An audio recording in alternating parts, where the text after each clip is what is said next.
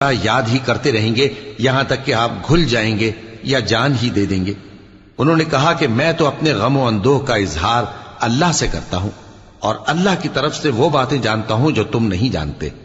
اے بیٹو، یوں کرو کہ ایک دفعہ پھر جاؤ اور یوسف اور اس کے بھائی کو تلاش کرو، اور اللہ کی رحمت سے نا امید نہ ہونا کہ اللہ کی رحمت سے تو کافر لوگ ہی نا امید ہوا کرتے ہیں۔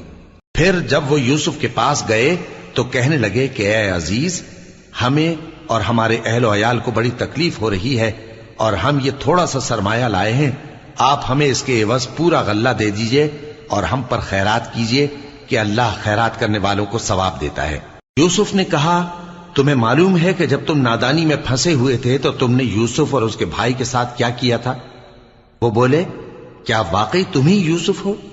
انہوں نے کہا، ہاں میں یوسف ہوں، اور بن یامین کی طرف اشارہ کر کے کہنے لگے،